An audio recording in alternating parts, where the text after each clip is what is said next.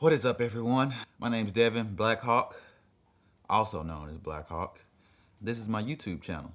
If you're new here, I am a sports cinematographer, commercial sports cinematographer. I also do a lot of freelance work that involves me in the commercial field, but I mainly enjoy working in the sports industry. So, today I have 5 tips for you that I believe is going to help you conquer the year of 2026 as a creative. So, here it is. All right, tip number 1 is composition. Composition will expand your story beyond dialogue, meaning every element you place inside of your frame adds on to the story. And for instance, I have this candle commercial that I shot sometime last year. And my favorite shot from it was the pink watermelon lemonade, and I placed it on my kitchen table. Behind me here is my kitchen area, and there's a big window you see back there that I used as my backlight.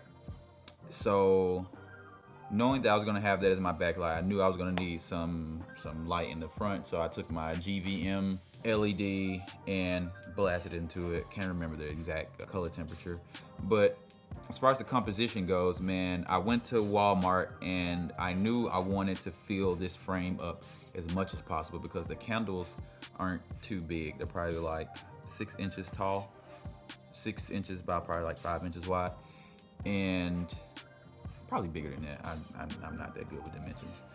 But I bought a watermelon, I bought 2 cutting boards, I bought a new glass cup, I bought some pink lemonade, and I bought some lemons. And I placed them organizably, if that's a word, around this little small candle. I glossed up my table with coconut oil. I bought 1 brown wood cutting board, and I bought a black wood serving board, whatever you want to call it. And I cut up the watermelon. I put the cut up watermelon in the right side of the frame just because I didn't want it to be too noticeable, just big watermelon too noticeable and like so close to the camera. So I did the small pieces of the watermelon on the right side of the frame. I did the big piece watermelon in the back with the half cut lemons. And I also placed and this was motion as the camera pushed into the candle. I placed down a glass full of pink lemonade. And it was all to design the viewer's brain to understand that this is what this candle smells like. People love the smell of watermelon. People love the smell of lemons and pink lemonade. They love the taste of lemonade. So you get all of these elements and you can just feel with all 5 senses what this candle can deliver for you once you buy it. So composition is very important, and also when it comes to sports, composition is important. Basketball, for instance. I enjoy the shots that are under the goal, but me, I love to be in the stands behind fans, so where the foreground is, you see the hands waving in the foreground, and then you got the mid-ground with the action of the basketball, and you have more fans on the other side. So you just get all of this emotion in one clip. And best can be described is Bartlett versus Whitehaven last year, right before state, when Whitehaven came all the way back to beat Bartlett. And there was this one clip where just at the buzzer, the kid's coming down the court with the ball and he goes up for a dunk, and they've already won the game and the buzzer has already gone off, but he's still going for the dunk. And the whole team is following him. You got people in my foreground because I'm in the stands. I'm right behind Whitehaven's bench. You see them waving their hands, jumping and cheering, and luckily my camera stayed focused because I was in autofocus, stayed focused on the player in the center of the court. And you just got way more emotion out of that shot than I would have gotten if I was up under the goal. So always remember that you want to tell a story when you're composing your frame.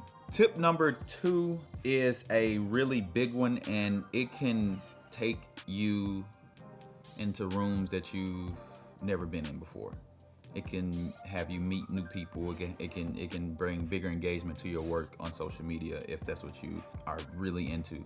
And it's editing differently, learning different editing styles. Yeah, putting a slow-mo clip with music and putting it right on Instagram, Twitter, whatever you choose to use. And people like, man, that was so cool. I remember that happening. But if you can, rather than just trying to be the first one to put it out, if you can take your time, a day or two, with going on YouTube and checking out different editing styles and say, hey, I'm gonna try to replicate that edit there. And then you'll come to find out that there are some things that like, it may be too hard to do, but you can find a tweak that you like yourself, and then now that is your editing style. So really trying to develop a new image created just from the click of your fingers is a huge goal that you should want to achieve, rather than just being the basic videographer editor. You want to have your work stand out far from others, because as you see, everyone at that basketball game is going to post that same exact highlight in slow motion. The only difference is going to be the song. You're going to post a different song than that other person will, and that's the only difference. But you can be different by saying, hey, you know what, you guys go ahead, put that edit out, that slow-mo edit, because it's going to be 10 of y'all. I know it is going to be 10 of y'all posting that same dunk, that same 3-point, that same buzzer beater. I'm going to take my time and mash up and edit and really learn, really attack my brain to learn new things when it comes to editing software. It's like this year, I started already back in November learning DaVinci Resolve, and glad to say I'm becoming very comfortable in it. It's times where I don't even click on Premiere Pro anymore. I just go straight to DaVinci and I just get to editing. And I'm going back and forth between YouTube, how to do this, okay, learn how to do that. I may have to go back to it every now and again, but just to get this edit out the way, I learned how to do it, I'm applying it, and then I know that I like that style, so I'm going to continue to apply that same thing that I just did to this edit, and it's going to become a repetition thing, and then now that's going to become my style of editing. So just take the time to learn something new when it comes to editing. Don't just be the boring editor putting things in slow motion. One of my favorite editors and videographers on Instagram is Cam Beverly, and he said it best. It's not art just putting a clip in slow motion and putting music under it. He was like, man, my grandma can do that. My grandma can go in Premiere Pro and slow down some footage and put some music up under it. Although it can be art if you have the right composition, but art when it comes to the editing style, it's not art. It's just trying to get something out faster than someone else. So really take the time and try to learn new editing styles. I'm not saying you have to be a VFX artist, but like really trying to compose a different story when it comes to editing. That'll make you stand out way far from others. So try that out. All right, so this third tip is very, very important if you want to be more professional while being a creative, and it is learning to price your work correctly. Most of us, we're asked on the spot, hey, how much would you charge me to do this, that, and this? And we just give them a price just off the rip, just because, most of the time it's a lowballing price for us. Like we're not considering everything that we have to pay for ourselves. We're just like, yeah, man, I want this gig so bad. Yeah, getting that gig is cool, but is that person underpaying you? Does that person have more money than you're asking to be paid? So, like for me, I take all of my equipment and I add up I take 5% of each item, or sometimes more percent, but it just depends on the project. I take, let's say for instance, 5% of each item, add those percentages up, got my base rate, and then now I'm asking, hey, when do you want this delivered? How long is this piece gonna be? What is it going to be used for? Things of that nature. So then you start building a price based off of how things should go in your aspect of this project, rather than you just saying, hey man, I'm gonna be videoing something for 6 hours and I'm only gonna charge you $150. Like, think about how crazy that actually sounds. And then this person wants it in 3 days. Like, those are fees you can pay yourself with. Like, that you have projects tomorrow and this person saying, yeah man, I would like for you to have this back to me tomorrow. Or you have something you have to go record for the next 2 days and you're like, man, yeah, I can get this back to you as soon as I get back home. It's like, don't crash yourself unless you're getting paid for it. So those know the fees when it comes to your work. If it's causing you stress, don't call it a stress fee, but like, hey, I'm getting this back to you quicker than my usual expected turnaround time is, so I have to charge you for that because I have other clients I also have to deliver to as well. So always keep in mind that you should charge your work based on what the client wants rather than you just having a price in your head and giving it straight to them and you're lowballing yourself. Now, here's another very important tip that I hope that all of you can take away if you don't take away anything. And it is learning to network properly. The better you are at networking, the more rooms you'll find yourself in with great people and knowing how to talk to them correctly. So, say for instance, you have goals for this year and you have projects you want to complete. You know that you yourself cannot complete these projects alone. So when you go and network, it's not about, hey man, I just want to follow you on Instagram and like your post. You repost my post, I repost your post. You like my post, I like your post. That's cool and all. That's a nice community to have. But if you have a project and you know that it's going to take more than you, while you're talking to this person, pick at their brain, see what their strengths and weaknesses are, and maybe they have a strength that overpowers your weakness. And you're like, hey man, I have this project, and what you provide can really be an asset to my project. Would you be interested in working with me? That's networking. Trying to build relationships to where you can have a team to do projects. And you don't have to have this person do every project with you, but they have this skill that can be an asset to a project that you have or you want to create. So networking is a valuable skill to have because you don't know who you're talking to. So it's best to just pick at their brain, understand why they do what they do and how they do the things that they do, because you can't do it all by yourself. If you try to, you're more than likely going to become tired. You're going to wear yourself out. You're going to become unmotivated for one, and it's just not going to be fun anymore because you just feel like you're a workhorse. You're not actually having fun. You're just producing, working, shooting, instead of having a community around you to joke, laugh, and work with. So networking has put me in a lot of places. I've met a lot of people, and some of them I'm still working with till this day, and we've created some really great things. For one, I have this one guy I met. His name is Chris, and ever since I met him, man, we hit the ground running. And when I say running, like we've done more and we've only been working with each other less than a year, and we've done way more than I would have done by myself.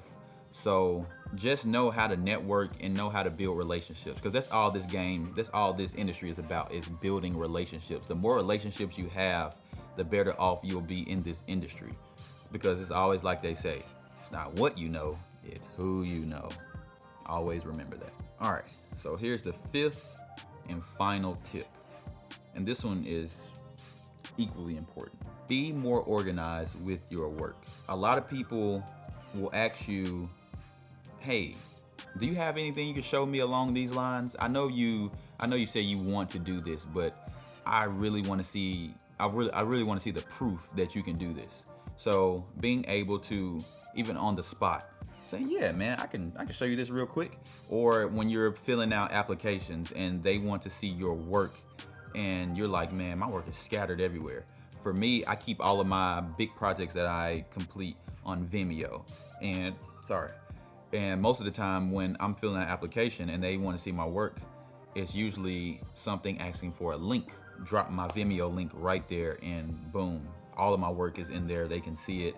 And also, man, Vimeo is a good platform to be inspired by other artists. You have a lot of DPs, directors on there that post great work, and you get to see how they show their work as well.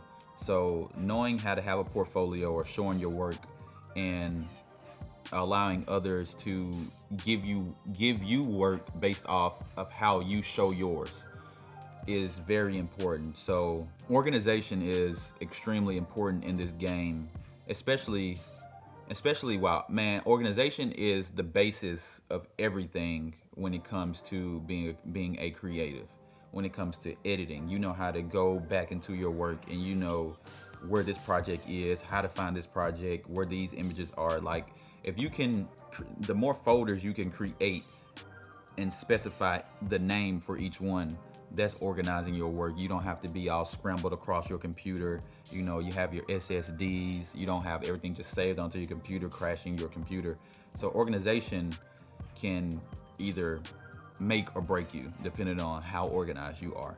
So staying organized in this game is a very big key factor, because one, it shows people that you're serious about your work. Two, it allows you to put yourself in spaces and meeting new people, all because they see that you're organized. Big companies love organization. They love that you can work fast and be organized with it, and can be creative with it. So organization isn't just something small that you do for yourself. Organization is something you do for yourself that shows others that you are serious about your work. So 5 tips for you, man. Have better composition. Learn a different editing style. Composition, editing style. I know the 4th one is networking. Oh, so yeah, man. 5 tips that I believe that are going to help you in 2026 this year. If you have any big projects, you know, really learn composition. Try a different editing style. Know how to price your work properly. Move into rooms and network properly. And last but not least, be organized with your work. If you took anything away from this video today, man, and I really hope you did, comment and tell me if there's anything that you want to know further along these 5 tips, or just let me know that, hey, you really appreciated the tips. Or if you have any questions for anything else that I may have said but didn't expand on. It was good talking to you guys. If you haven't already, please subscribe, because I promise there are going to be way more tips. I'm going to show you guys a lot of creative things that I do myself, and it's all just opinionated. It's not me giving you the rule book of the century. So if you like what I delivered to you guys today, subscribe, like, comment, and just stay tuned for more. But if you already subscribed, I'm not talking to you, man. You can go ahead and leave. But if you're not subscribed, just please subscribe, like, and comment. See you in the next one.